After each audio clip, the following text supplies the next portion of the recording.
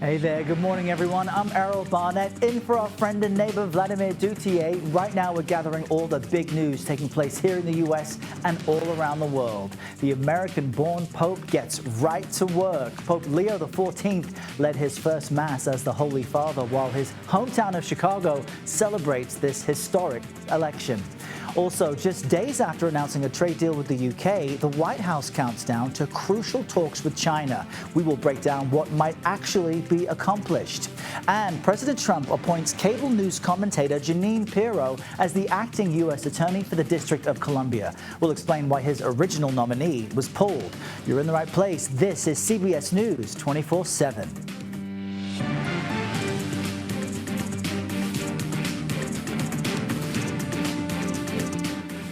All right, let's begin at the Vatican right now. It's just past 4 p.m. in the afternoon. The church's newly elected Pope wasted very little time in getting to work. You're seeing right next to me Pope Leo XIV right before he held his first Mass this morning, fewer than 24 hours since his surprise election.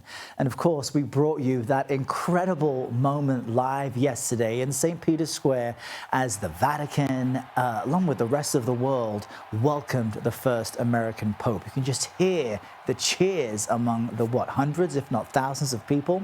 The Chicago-born pontiff spoke in Latin, Italian, and in Spanish in his first remarks from the balcony of the Sistine Chapel. But this morning, he also spoke in English. I will sing a new song to the Lord because he has done marvels. And indeed, not just with me, but with all of us, my brother cardinals, as we celebrate this morning, I invite you to recognize the marvels that the Lord has done, the blessings that the Lord continues to pour out upon all of us. And he went on to say in Italian that the greatness of the church comes not from the grandeur of its buildings, but through the holiness of her members. CBS News papal contributor Francis Rucker joins us now from Rome with more on all of this. Frank, what do you make of the message in this morning's Mass as we round out the new Pope's first day? Well, I was struck by the references to the hostility of much of society toward Christians and religious believers. It said that people are seen as weak or unintelligent if they believe in God, as were some of the followers of Jesus. So that's interesting. It's kind of a countercultural note that we haven't heard so much during the pontificate of Francis. Recalls a bit more the pontificate of Benedict XVI, in which the church is kind of at odds with secular society. I want to acknowledge the choice of name and his attire, because when someone goes from cardinal to becoming pope, they take on representing the entire church. So what do these first few hints suggest about how he will lead?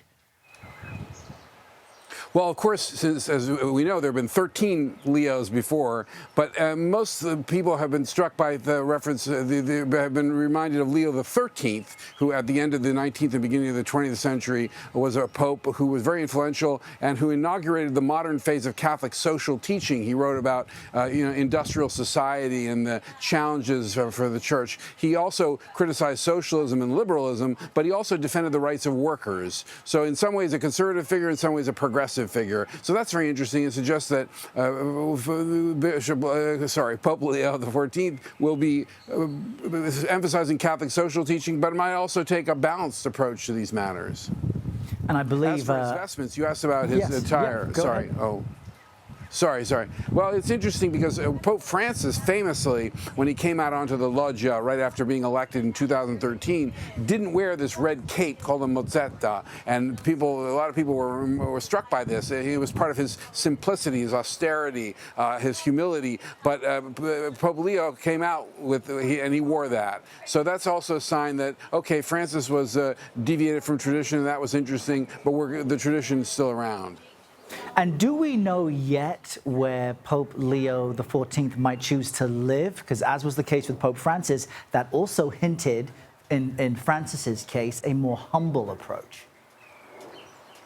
No, we don't yet, and that will be very telling. You're quite right, because Pope Francis chose to live in the Vatican guest house. That actually created a lot of problems practically over the course of his 12-year pontificate. They had to close off basically a wing of the second floor to protect him in terms of security. So in fact, it was a symbolic gesture, but it wasn't very practical. So a lot of people are assuming that Pope Leo will go back to the Apostolic Palace, which is a grand building, although the papal apartments in there are pretty modest. I mean, they're comfortable, but they're not palatial in the way that some of the Apostolic Palaces. So we'll see what happens. And on Monday he meets the press, and he'll probably explain a little bit more about his name and maybe some of these other things.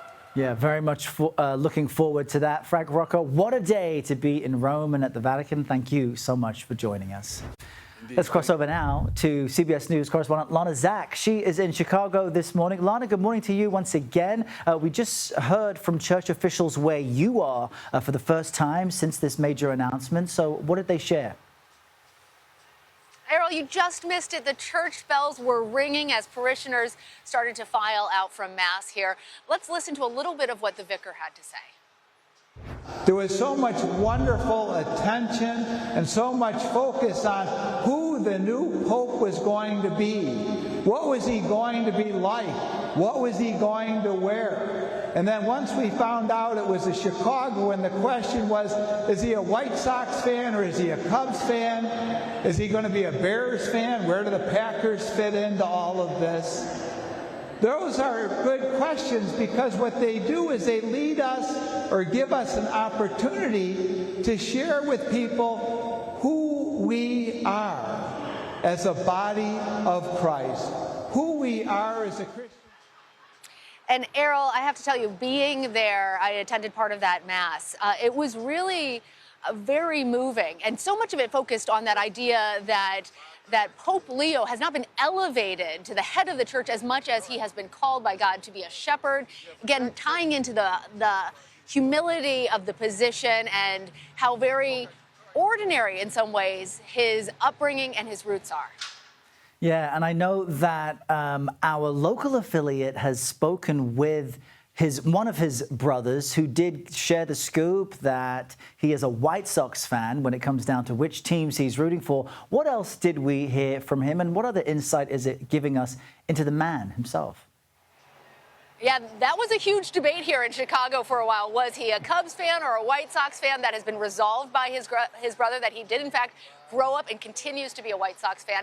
But he also said that he was extraordinary, even from a young age, choosing to play priest when they were children. Here's what he had to say. Shock, disbelief, a whole lot of pride, a whole lot of, is this for real? Now what are we going to do? That kind of stuff. Because this is an awesome responsibility that we have to live up to, that he has to live up to. People are going to be watching him from now on, closer than ever, and maybe us too. And as you know, John Prevost was also on our air and shared some of those experiences and just how proud he is of his brother. We understand that he is going to be traveling to Rome shortly to be with him to celebrate. And that's what strikes me, Lana. I mean, all of our anchors and correspondents in Rome and at the Vatican were shocked to hear this news. And so to be speaking to people who he's related to, who are still absorbing that surprise, I think is really interesting. What about some of his former neighbors who also are dealing with the fact that they know the Pope? Isn't that incredible? I mean, in some ways, absolutely shocking. There has never in the 2,000-year history of the church been an American pope, and folks here know him. Here's what one of his former neighbors had to say. When we were little, besides riding bikes, these guys and the guys over there that lived in that house, okay, and we used to play Mass. I'm serious, we used to play Mass. Okay, and you know how kids role play? All right. And there used to be, they still have them, little candies. They're like little wafers, but inside they're beads, and on the outside, they're like little flying saucers. You know, that candy? We'd break them apart and we'd pretend, you know, play, and we'd use those as the hosts. And I remember when Pope Francis was elevated, hearing those stories about his childhood, and now hearing those childhood stories that resonate for many of us Midwesterners because it sounds so similar to our experiences. You know, he served here as an altar boy. His brother still lives in the Chicago area. He even served, Errol, as a substitute teacher at one of the Catholic schools here. Even though he spent much of his ministry in Peru, he has deep Chicago roots. Yeah, just fascinating to see that lady even giggling and laughing with these childhood memories that they used to play Mass, I guess, while the rest of us were playing house. Really great stuff. Lana Zak in Chicago with the backstory on the new Pope. Lana, thanks so much. And now some other big stories we're tracking for you. Russian President Vladimir Putin has marked the 80th anniversary of the defeat of Nazi Germany in World War II with this, a massive military parade in Moscow this morning. CBS News senior foreign correspondent Elizabeth Palmer is there. Here we are on Red Square watching what is, on the face of it, a very grand and lavish military parade to celebrate a great Russian victory 80 years ago in World War II when the Russian army defeated the Nazis and took Berlin.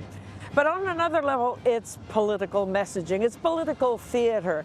It sends a message to the world that Russia still is a great superpower, a nuclear equipped superpower. It also shows that President Putin has powerful allies. He's invited Xi Jinping. They're sitting together, chatting in the viewing stands. And finally, it's a message to the Russian people to reassure them that their military, its strength and its morale hasn't been completely crushed by the war in Ukraine, which rages on. Tens of thousands of Russian soldiers have died in Ukraine, and they are still dying today. I have never seen security around an event like the security that wrapped this one. After all, Russia is a nation at war, and nothing could be more catastrophic for President Putin than a successful Ukrainian attack on this parade. Back to you. All right, Liz, thank you very much. President Trump is selecting this woman next to me, Fox News host Jeanine Pirro, to be the top prosecutor in the nation's capital for now. Pirro replaces the man you see next to her, Ed Martin, who's been serving as the interim U.S. attorney for D.C. The president pulled Martin's nomination after it did not receive enough support in the Senate. Let's bring in CBS News Department of Justice correspondent Scott MacFarlane for more on this. Scott, it's a big ask for Pirro, and it's been 2 decades since she held a position in law enforcement. So how might even this temporary role test her skills? This role has the potential for a huge impact. It may sound obscure, the U.S. Attorney for the District of Columbia, but make no mistake, it is the largest U.S. Attorney's office in America, has the largest portfolio, has the largest staff. Its jurisdiction includes not just the nation's capital, but any big federal case, corruption case, criminal case in the nation's capital.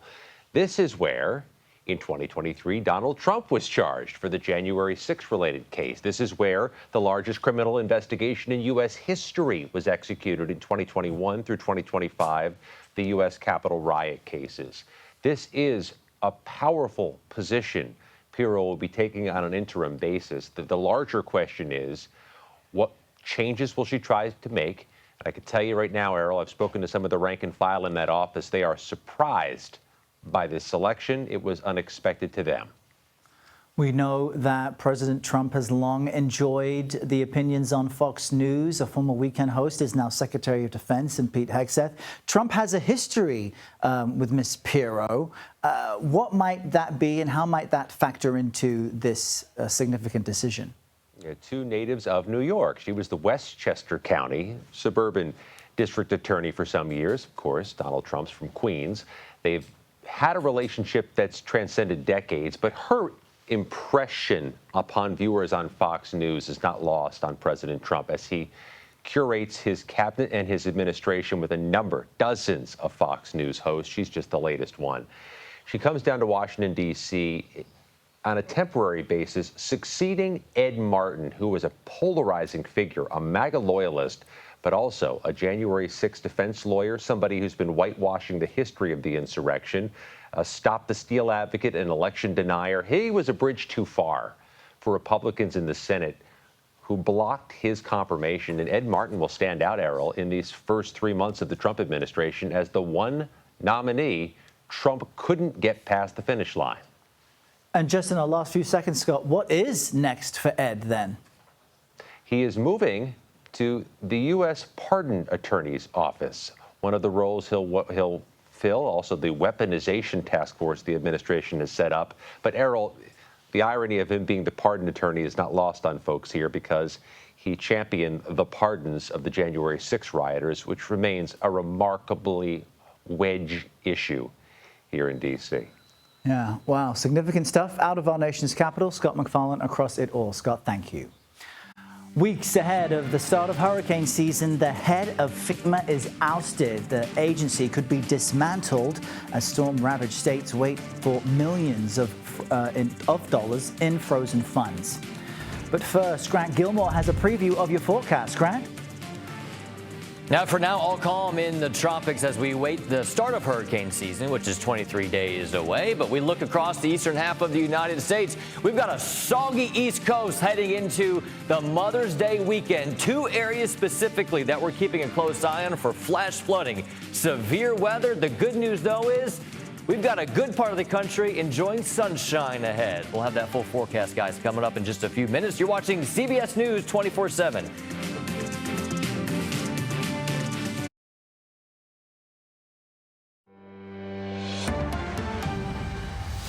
Welcome back. At this moment, we're following some breaking news. Former Supreme Court Justice David Souter has died at the age of 85. He served on the Supreme Court from 1990 until he retired in 2009.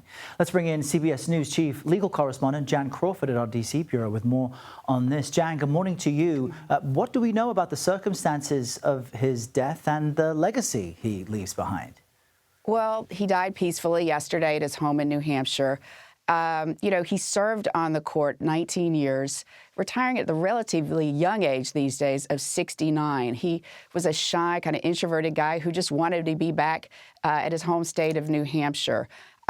His legacy, though, I think, is kind of a complicated one, not so much for the decisions he wrote, but the fact that he joined as a conservative, believed to be a conservative nominee. He joined with the court's liberals. He was a reliable liberal vote. And as a result, he was perhaps the greatest disappointment to conservatives of any Republican nominee. He was nominated by President George H.W. Bush. And I believe that it was his nomination and his tenure on the court that really forever changed how Republican presidents and their administrations approach Supreme Court nominations. No longer, after David Souter, will they take people at their word that they're conservative. Because Justice Souter, he was this New Hampshire guy.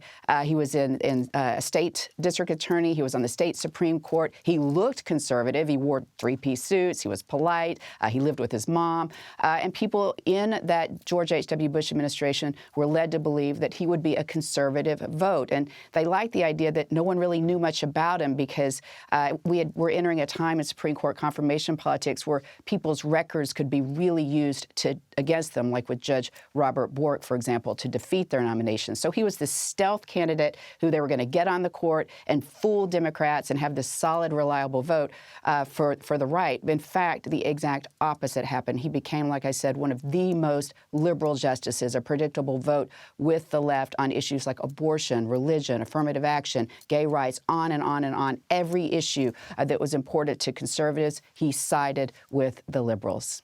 And Jan, Justice Souter decided to retire, which opened the door for then President Obama to nominate now Justice Sotomayor. Why do you think he did not uphold conservative values, so to speak, as a jurist?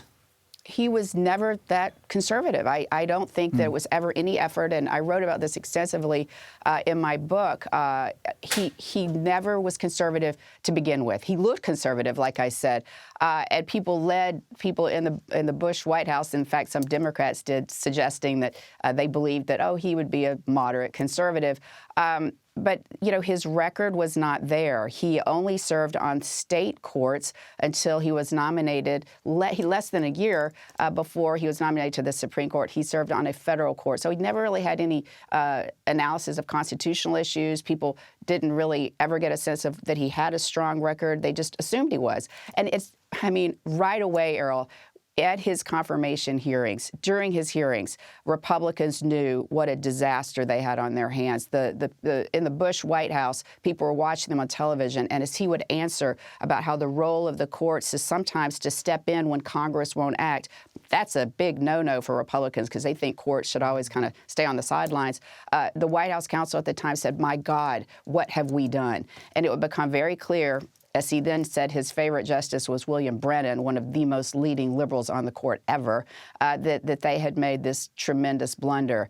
And I believe, as you saw now going forward, we have very solid, reliable, conservative justices who don't seem like they're going to be a surprise or they're going to shift to the left. That's all because Republicans so egregiously blundered from their view the nomination of David Souter. They pore over records meticulously. They analyze every word of opinions. They want justices with track records.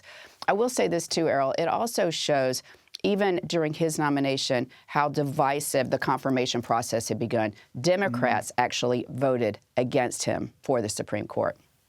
It's incredible. Great to have you on this breaking news that he's now passed away at the age of 85. And we are out of time, Jan, but didn't during his second year they coin a phrase like never suitor or yes, don't, what was it? So no more suitors. And no that phrase, suitors. You still hear it today, even though it was fascinating. You know. Yeah. Well, great to have you and all of your insight on this, Jan, who's literally written the book about the topic. Thanks for joining us. Thanks, Errol. All right, President Trump has seemingly changed his tune on tariffs on China. He said in a post on Truth Social that an 80% tariff on the country, quote, seems right, but he'll leave the decision up to Treasury Secretary Scott Bessent. Now, this would be a sharp cut from the current 145% tariffs on many Chinese goods. The two sides are speaking this weekend in Switzerland.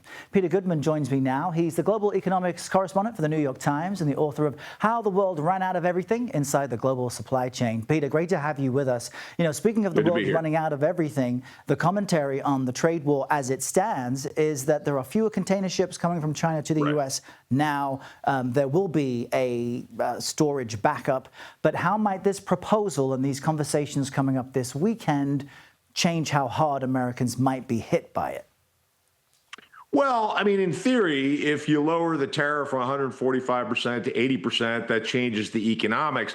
But it doesn't do anything about the uncertainty. And, you know, it's one of the great cliches in business, but it happens to be true. I mean, companies can deal with whatever circumstances they're dealing with if they have some sense of what the rules will be, the terms of trade will be going forward. And this, you know, the fact that we got 145% tariff and suddenly we got a social media post saying we're going to slash that to 80%, but actually it's up to the Treasury Secretary, who's had different talking points than Peter Navarro, who's President Trump's chief trade advisor. You know, the Treasury Secretary has been the one to say to Wall Street, hey, we hear you. We're trying to deal with the stock market route, while Navarro seems to be fighting sort of holy war to bring manufacturing back to the U.S. All of this just underscores that change and chaos seem to be permanent features, and that does not make a supplier of goods, you know, in the mood to suddenly write a check for a big order, because they know that by the time the stuff shows up at the docks of LA or Long Beach or wherever, the terms of trade could be different yet again. And all of that reinforces just waiting to see what's going to happen. And isn't that the most damaging aspect of the Trump trade war so far? It isn't necessarily what the specific numbers have been week to week, but it's the overall uncertainty and lack of trust of other nations that the U.S. will follow through and be a reliable partner on previously agreed to terms. And so considering that, what can really be accomplished this weekend in Switzerland? Well, who knows? But I think it's fair to say that chaos is part of the policy here. I mean, the president has told us time and again, You don't like tariffs, you don't want tariffs, here's the one safe harbor, make your stuff in the United States. And to which companies have said, well, hold on, first of all, we don't know how long you're going to be around, how long the tariffs will be around. We're not going to start writing checks for millions of dollars to build factories in the United States. With the risk that this policy could go away and suddenly our competitors can go back to China or some other lower cost producer of goods, and we'll have an uneconomic factory in the United States. So there's a lot of reasons to doubt whether this policy can effectively bring manufacturing back to the United States. But I don't think there's a lot of reason to doubt that that seems to be one of the Trump administration's goals, and that uncertainty serves that goal of making manufacturers nervous about relying on overseas factories. Yeah, and even these talks are really coincidental. They happen to be in the same place at the same time. It's not as if it is an economic summit that the two have researched and agreed to ahead of time. Still, we'll be watching closely. Peter Goodman, thanks for joining us and giving us some of your views. Thank you. Now, Trump officials are planning to revamp all of this. It's the U.S. air traffic control system. We'll bring you more on the proposed overhaul and how long it could take. You're in the right place, streaming CBS News 24/7.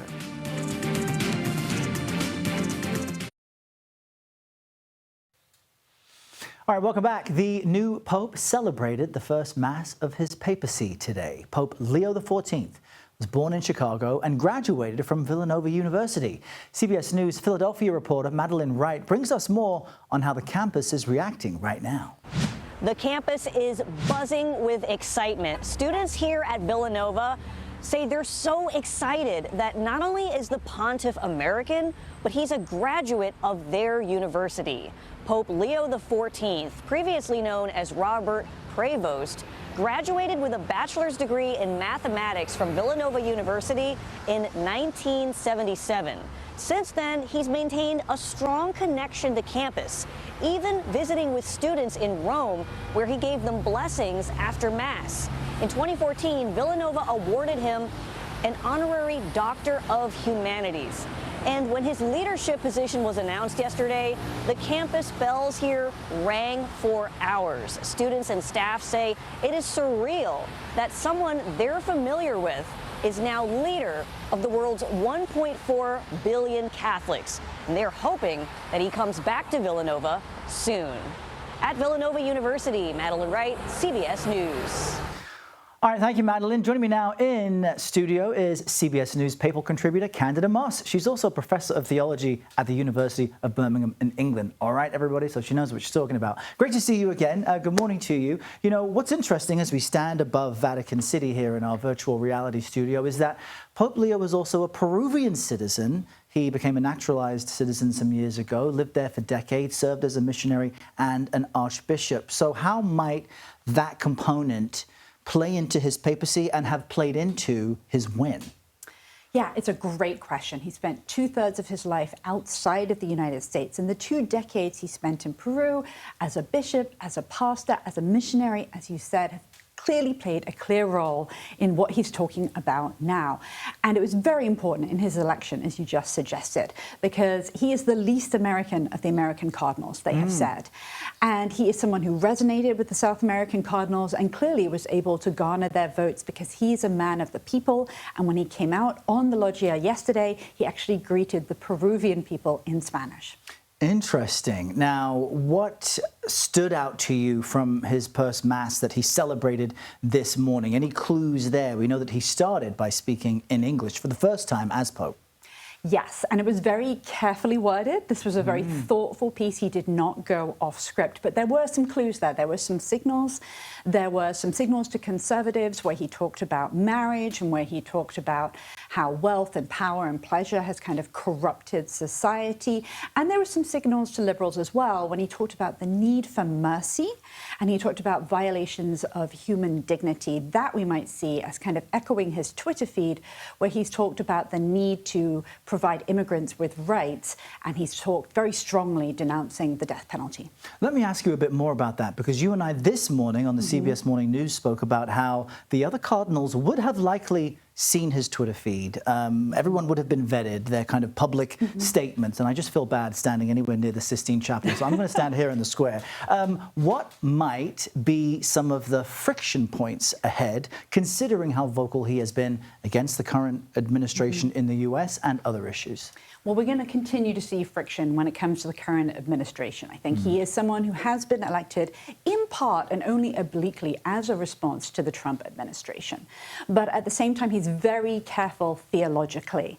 He carefully worded his speech today, and when he talked about the need for kind of a rich theological understanding of Jesus, that signals that he has a doctorate in canon law. He is an intellectual like Benedict as well.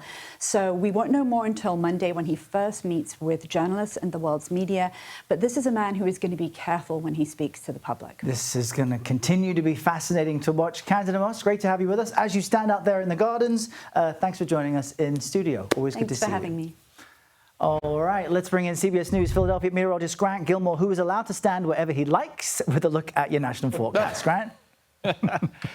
Hey, Errol, look, we were talking a little bit about hurricane season earlier. Just want to give you an update. We got the last forecast from Colorado State University a few weeks ago, and the whole thing about going into hurricane season is you want to prepare. This has been Hurricane Preparedness Week, and it's just an opportunity for us to think about the upcoming season and know that it only takes one storm to have a significant impact on you, not just along the coast, but even well inland, as these storms can bring a lot of that tropical moisture well inland. So the upcoming hurricane season, we're expecting it to be a near normal, if not slightly more active season than normal. A normal season sees about 14 and a half named storms, about 7 hurricanes and 3 major hurricanes. We're expecting potentially a little bit more than that. Hurricane season doesn't technically begin until June 1st, but we can and have seen tropical systems develop before that June 1st start, and then the peak of hurricane season is on September 10th before it wraps up at the end of November. So we're still a couple of weeks out from hurricane season, but as you know, I mean, these systems, they can start to crop up, though we aren't looking at anything expected to develop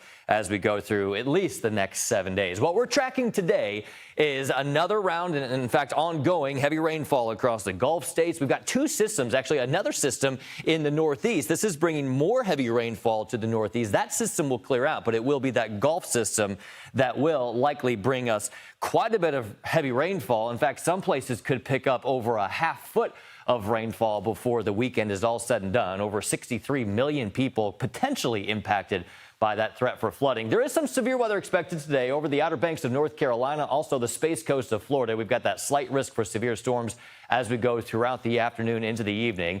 There are those 2 low-pressure systems, that one to the northeast that will clear out and dry out for New England, but heavy rainfall and that threat for flooding continues across the Gulf states and the southeast as we go through the weekend. Errol, back to you.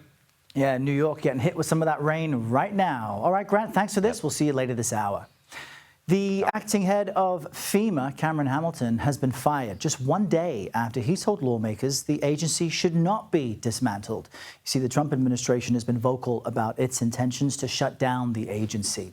Let's bring in CBS News Homeland Security correspondent Nicole Skanger for more on this. Nicole, good morning to you. So fill us in. Did this firing happen simply because he chose not to align with the administration's goal to shut down the agency, or might there be some other things at play? Good morning, Errol. That's certainly one reason Cameron Hamilton publicly testifying before the House Appropriations Committee just a day after Secretary Noem testified before that same committee, saying that President Trump believes FEMA as it exists today should be eliminated, empowering states to respond to disasters.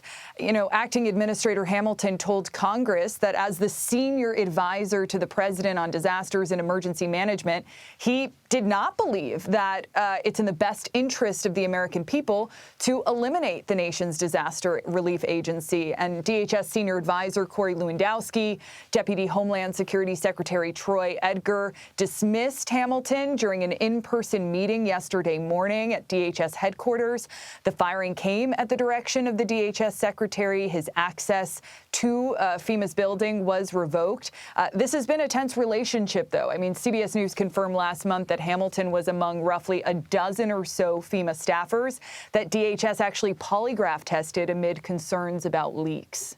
Polygraph tests for government employees. And Nicole, I guess it's important for our viewers to understand the concept of FEMA is that it steps in to help when states cannot do that for themselves following massive disasters when things like communication, transportation are challenging. And there have been recent cuts to FEMA. So I'm curious what lawmakers are saying about all of this, especially as we just spelled out, hurricane season is approaching and it could be a real powerful one again. Errol, that's exactly right. And the Trump administration has already proposed eliminating all of FEMA's non-disaster aid plus hazard mitigation grants, those like the BRIC program. It's actually designed to help communities rebuild and prepare for natural disasters. FEMA also estimates right now that it'll be down about $5 billion in the disaster relief fund in June when hurricane season starts. Lawmakers on the Hill are candidly nervous. I mean, some have proposed legislation to reform the agency or even recreate it as a separate department with a cabinet position. We've yet to see any traction there. This is also, by the way, Errol, making states nervous. I was actually on the ground in Kentucky last week, which has seen back-to-back devastating flooding this year alone. The Frankfurt mayor described the damage to communities to me not only as physical, but also psychological, not knowing if the federal government will be there when the next disaster strikes. So it sounds like what you're saying is even though there are plans to reform, reshape the agency in the short term, there's just a lot of anxiety around the country from the potential that the agency won't be able to help the way it has previously. That's absolutely right. Trump emergency management officials have also been discussing reforms that would make it much harder for communities to qualify for federal disaster assistance. They've also taken steps to dismantle the agency's workforce to make it harder to renew contracts of nearly 2/3 of FEMA staff, what's called its core members, its reservists. Those are FEMA's boots on the ground after disasters. Again, just 3 weeks away from Atlantic hurricane season. And in addition to the #1 at FEMA being fired, CBS News has also confirmed that the #2, one of the longest-serving top FEMA officials, Marianne Tierney, is due to leave the agency at the end of the month. The new FEMA director, David Richardson, he's the former assistant secretary for the Department of Homeland Security's Countering Weapons of Mass Destruction Office. Current FEMA employees described his all-hands meeting this morning to CBS News as threatening. Errol. Wow, such an important topic. Nicole Skanger, great to have you across all the important details there. Thanks for joining us. Thank you. All right, fighting between nuclear-armed neighbors escalates, and now there are new calls for calm as the U.S. leads de-escalation efforts between India and Pakistan. We'll bring you more on this next. You're streaming CBS News 24/7.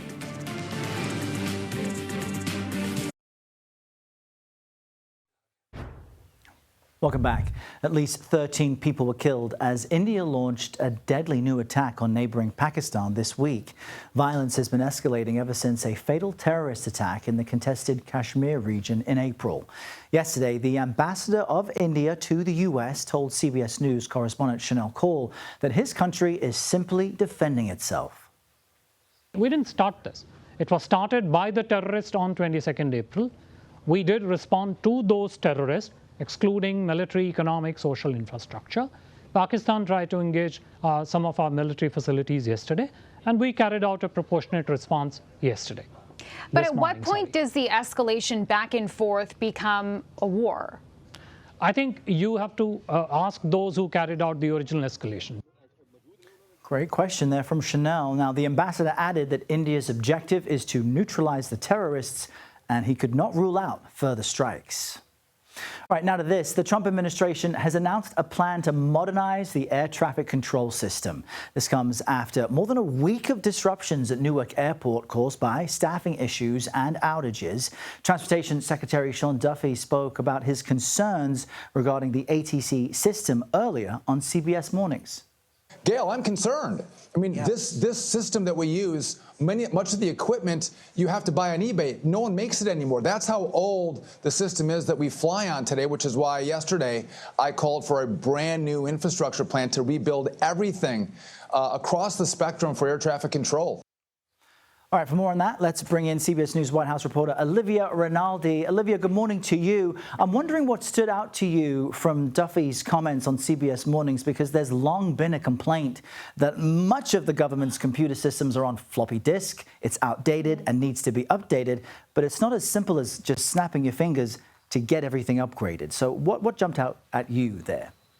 Yeah, good morning to you, Errol. It was quite a notable interview when he was talking about eBay specifically, because those floppy disks aren't made anymore. So the FAA has to go onto eBay to buy floppy disks to update some of the air traffic control systems in the towers across the country. That's how outdated this technology is.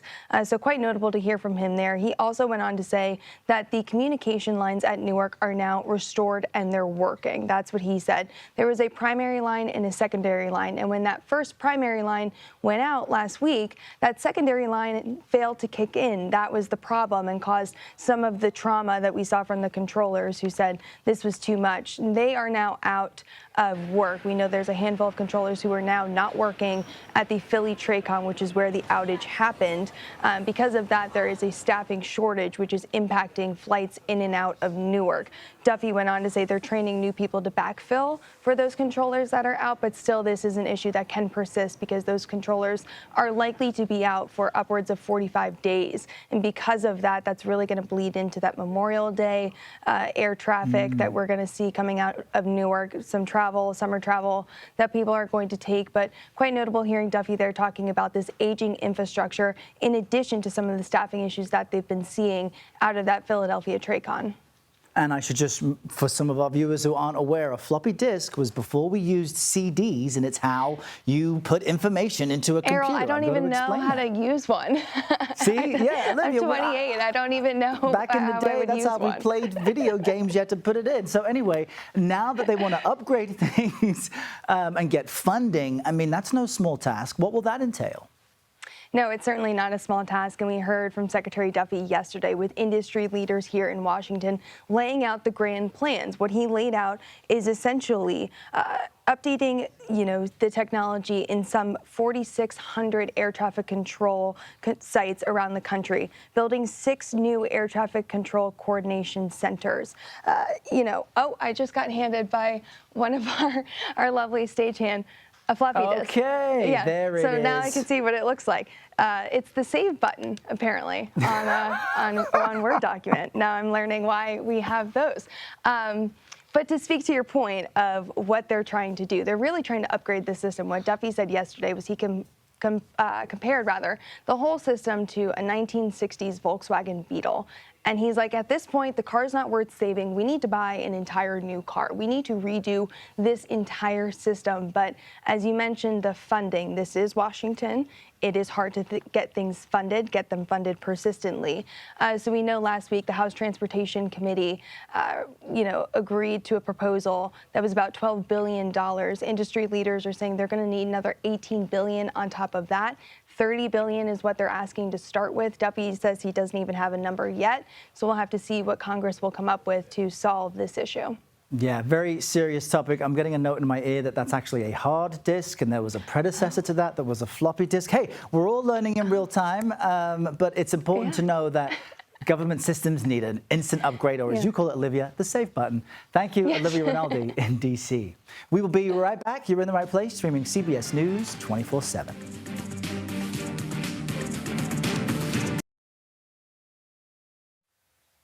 We could be witnessing an historic space crash landing later tonight. You see this tiny speck right here? That is the Soviet-era spacecraft Cosmos 482. Got stuck in Earth's orbit due to a malfunction during launch back in the 70s when they had floppy disks. Now it's expected to plunge back to Earth tonight or tomorrow. Earlier, an expert told me it's possible someone might find the spacecraft in one piece and explain what you should do if that person is you. It's likely that it'll stay together, and if it does, it has 3/4 of a chance of just falling into the ocean. There's a possibility that it'll land somewhere on land. If it does, and if somebody hits the jackpot and actually finds it, don't mess around with it. So contact your local authorities. There you go. Let's bring in CBS News Philadelphia meteorologist Grant Gilmore with a last look at our forecast. Don't look up, Grant, or maybe do. don't look up, just be wary of anything falling from the sky. Probably lands in the ocean, but hey, look, there's that chance, right? Speaking of chances, you got a good chance of rainfall across the Gulf states into the southeast as we go into the weekend. Northeast dealing with some soaking rains, at least for the next day or so. But for Mother's Day weekend, we'll see improving conditions over the northeast. It stays wet across the southeast. A lot of warmth across the central and southwestern United States. Phoenix looking at triple-digit temperatures through Mother's Day weekend. Errol, back to you. All right, Gran, enjoy your weekend. Great to spend the day with you. That's it for me. Mugo Adigwe picks up after the break. I'll see you Monday.